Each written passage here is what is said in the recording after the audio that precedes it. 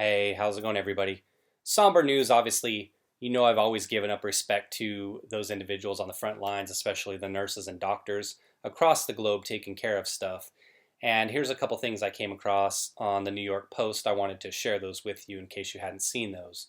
As this stuff's going on, just the only thing I can ask or hope of individuals is just making sure you're showing love to those individuals that are out there making things safe for us and compassion for your fellow individual. Worker at NYC hospital where nurses wear trash bags as protection dies from coronavirus. And yeah, you read it right. There's another story locally that I read out of LA. It was an LA Times story. It was saying that they're asking doctors to reuse their face masks and stuff like that.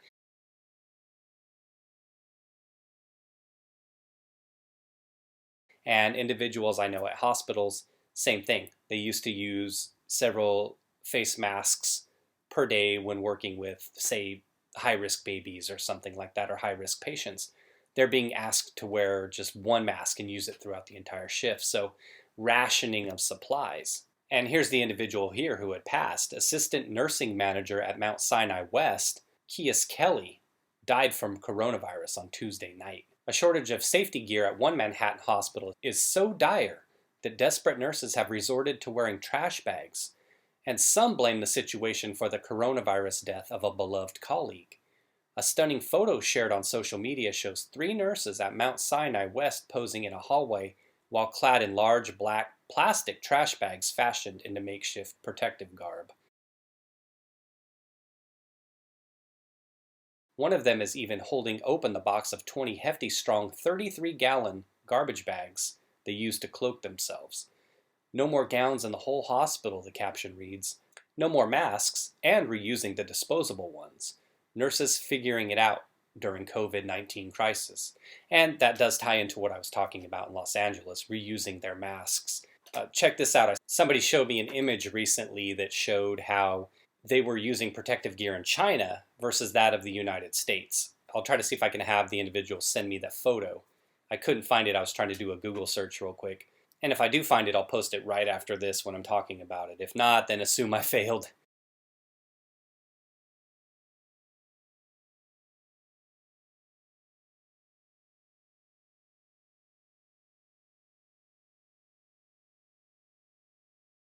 But it showed them all fully gowned up, fully protective gear, masks, the eye shields, like full on looking like hazmat suits when they're going through their hospitals.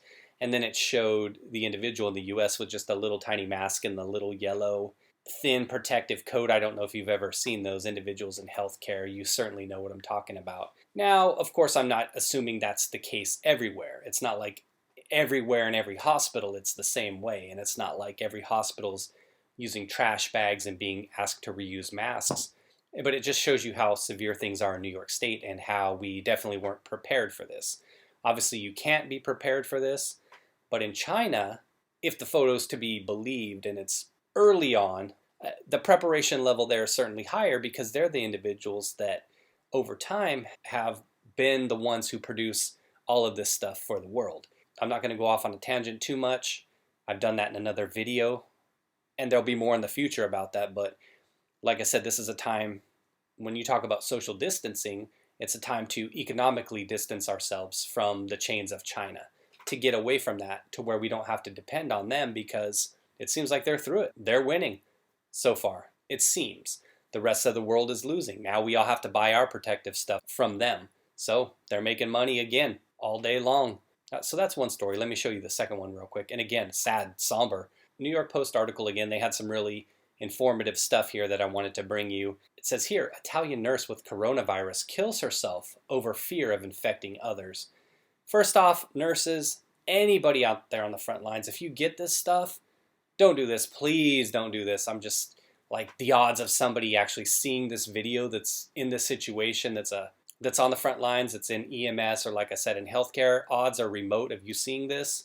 Maybe you have a family member who does, and then the odds of somebody who actually has this even far more remote, especially overseas or anywhere. But again, just please don't even think about this as a solution because we need you guys and gals out there. You're the ones who are out there doing the work right now. So we need more of you out there. A 34-year-old Italian nurse working on the front lines of the coronavirus pandemic took her own life after testing positive for the illness and was terrified that she had infected others, according to the report. Daniela Trezzi had been suffering heavy stress amid fears she was spreading the deadly bug while treating patients at the San Gerardo Hospital in Monza, in the hard-hit region of Lombardy, the Daily Mail reported. She was working in the ICU while under quarantine after being diagnosed with COVID-19, according to the UK news site. The National Federation of Nurses of Italy expresses its pain and dismay over Trezzi's death, which came as the country's mounting death toll surged with 743 additional fatalities Tuesday. Each of us has chosen this profession for good, and unfortunately, also for bad. We are nurses, the Federation said. Hospital manager Mario Alproni said Trezzi had been at home sick since March 10th, and she was not under surveillance. The nurse's death is under investigation. You see her here. You saw her photo a little bit earlier. And then one more thing. It says here about 5,760 healthcare workers have been infected by the virus, according to figures released Tuesday by an Italian research institute. At this point, their cases were about 75,000 and rising quickly. So that's what is that, 8%-ish of the individuals that have it at this point are healthcare workers, and that makes complete sense. Again, I can just say if you're out there by some off chance, you know somebody, or you somehow catch this video, just please don't go there. I mean, it's easy for me to say that being in the situation I am, not being on the front lines and everything, but just know that everybody's out here pulling for you, everybody respects you, and everybody knows that you're the key to this, that it's important to have you out there on the front lines, every single one of you. Nobody would be out there trying to place blame on somebody like this, especially when we have individuals who are out there doing their spring break party thing, or individuals in other videos like I've covered who are out there intentionally coughing on stuff or acting like they have the China flu in public and creating a scare. Nobody's going to hold somebody accountable who's out there on the front lines putting in the work. A job that, honestly, if most of you sitting at home or most of you watching this video, if you aren't in healthcare, you know, you know as well as I do that if they said, hey, we need X number of volunteers or so and so, you'd be like, fuck that, right? Like, how am I going to put myself on the front lines? A lot of people would think that way, right? And that's what they go to every day, especially those individuals in the hard-hit countries, Italy, Spain, Hong Kong, everywhere across Europe, Wuhan when it was going on there. Now the outbreaks here, like I said, New York, and they're talking about New Orleans as a hot spot. And all other countries where this is going on, the nurses are the ones, and the doctors and all individuals involved, they're the ones putting in the work. They're the ones at risk. As well, as you can see here, a huge number of workers in Italy have also been infected by the virus. So again, that's definitely a tough situation. I get the guilt, I really do, because that's the whole side of it, the guilt. Thinking in your mind, hey, because I had it, maybe I gave it to 5 people and they gave it to 5 others and it just spread and spread and spread and people died. But the reality is nobody's going to hold somebody like that accountable.